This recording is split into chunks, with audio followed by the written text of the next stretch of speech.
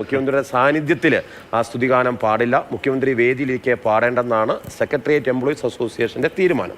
ഊറ്റുകുഴിയിൽ office ഉദ്ഘാടനം നടക്കുമ്പോൾ central സ്റ്റേഡിയത്തിലെ വേദിയിൽ സ്തുതിഗാനം പാടുമെന്നാണ് അറിയാൻ കഴിയുന്നത്. പ്രശാന്ത് കൃഷ്ണ ചേരുന്നുണ്ട്. പ്രശാന്ത്, കഴിഞ്ഞ ദിവസമാണ് മുഖ്യമന്ത്രിയുടെ ബ്രീഫിംഗിൽ വൈകിട്ട് മുഖ്യമന്ത്രിയുടെ ഈ കാര്യങ്ങൾ ചോദിച്ചിരുന്നു. അപ്പോൾ മുഖ്യമന്ത്രി വളരെ സരസമായിട്ടാണ് ഈ വാക്കുകളിലൂടെ ഇത് പ്രകടിപ്പിക്കുകയും ചെയ്തത്. പക്ഷേ ഇതൊരു മുഖ്യമന്ത്രിയുടെ സാന്നിധ്യത്തിൽ പാടുമ്പോൾ അതൊരു മറ്റൊരു സന്ദേശം നൽകും എന്നത് അറിഞ്ഞുകൊണ്ടാണ് ഇപ്പോൾ സെക്രട്ടേറിയറ്റ് എംപ്ലോയീസ് അസോസിയേഷന്റെ ഭാരവാഹികൾ മുഖ്യമന്ത്രി ഇരിക്കുന്ന വേദിയിൽ ഈ സ്തുതിഗീതം പാടേണ്ടതില്ല എന്ന തീരുമാനത്തിലേക്ക് എത്തുന്നത്.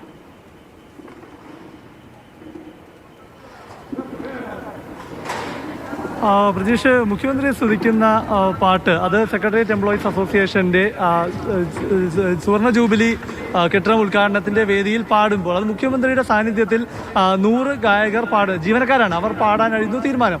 അത് പിന്നീട് ചർച്ചയായി, വാർത്തയായി. അതിനുശേഷം മുഖ്യമന്ത്രി ഇന്നലെ വൈകിട്ട് വിശദീകരിച്ചു ഇത് വ്യക്തിപൂജയാണ് എന്ന തരത്തിലുള്ള വിമർശനങ്ങൾ വന്ന സാഹചര്യത്തിൽ സെക്രട്ടേറിയറ്റ് എംപ്ലോയീസ് അസോസിയേഷൻ ഒരു തീരുമാനം എടുത്തിരിക്കുന്നത് മുഖ്യമന്ത്രി ഈ വേദിയിൽ ഇവിടെ എത്തുന്നതിന് മുൻപ്, അതായത് ഊറ്റുകുഴിയിലാണ് ഈ ഓഫീസ് കെട്ടിടം ഉദ്ഘാടനം ചെയ്യുന്ന സമയത്ത് ഇവിടെ വേദിയിൽ 100 ഗായകർ, 100-ലധികം ഉണ്ട്, അവർ ഇവിടെ ആ ഗാനം ആലപിക്കും. അങ്ങനെ മുഖ്യമന്ത്രി ഇവിടെ ഈ വേദിയിലേക്ക് എത്തും മുൻപ് ഗാനാലാപനം പൂർത്തിയാകും. മുഖ്യമന്ത്രിയുടെ സാന്നിധ്യത്തിൽ അദ്ദേഹത്തെ പ്രകീർത്തിക്കുന്ന ഒരു ഗാനം പാടുന്നത് ശരിയാണോ, അനുചിതമാകും എന്നൊരു ചിന്ത സെക്രട്ടേറിയറ്റ് എംപ്ലോയീസ് അസോസിയേഷന് വന്നു. അതിന്റെ ഭാഗമായാണ്, മാത്രമല്ല മുഖ്യമന്ത്രിയുടെ പ്രതികരണമില്ല ഇന്നലെ വന്നതിന്റെ അടിസ്ഥാനത്തിലാണ് അത്തരത്തിലൊരു പുനർവിചിന്തനം ഉണ്ടായിരിക്കുന്നത്.